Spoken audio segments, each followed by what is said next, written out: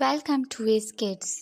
क्या आपने कभी सोचा है क्लास का सबसे चुप बच्चा अक्सर बड़ा होकर सबसे ऊंचा बोलने वाला बनता है। ये कहानी है एक ऐसे लड़के की जो हमेशा आखिरी बेंच पर बैठा करता था, लेकिन आज सबसे आगे खड़ा है। क्लास की वो आखिरी बेंच कभी खाली नहीं रहती थी। वहाँ एक दुबला पतला शांत सा लड़का बैठा करता था। नाम था आदिल। उसके पास ना ब्रांडेड बैग था, ना चमकदार कॉपी, ना नए जूते, लेकिन उसकी आंखों में एक अलग सी चमक थी जो ज्यादातर लोगों को कभी दिखती ही नहीं थी। आदिल हर दिन स्कूल आता, सबसे पीछे बैठता, चुपचाप, न दोस्तों से घुलता, न कोई सवाल करता। जब पूरी क्लास मस्ती कर रही होती, वो बस सिर झुकाकर अपनी कॉपी में लिखता रहता। किसी ने कभी उसे सराहा नहीं, न कभी बुलाया। एक दिन टीचर ने सबका होमवर्क चेक किया, किसी ने नहीं किया था, लेकिन आदिल ने चुपचाप अपनी कॉपी आगे बढ़ा दी। टीचर ने पूछा, आदिल तुम इतने चुप क्यों रहते हो, कुछ कहना चाहते हो? आदिल ने धीमी आवाज में बस इतना कहा, जी मेरी भी बारी आएगी। पूरी क्लास हंस पड़ी, लेकिन टीचर चुप थे। उस दिन के बाद किसी ने उसे सीरियसली नहीं लिया,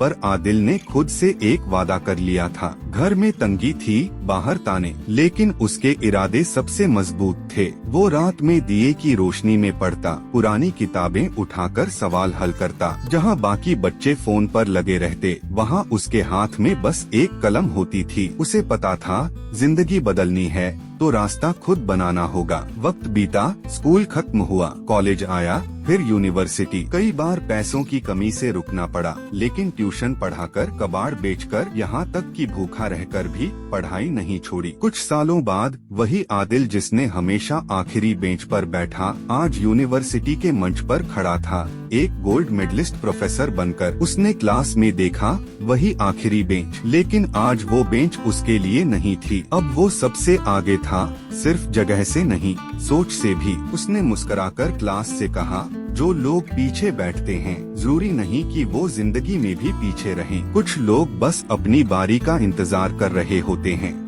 Thanks for watching. Please subscribe for more videos.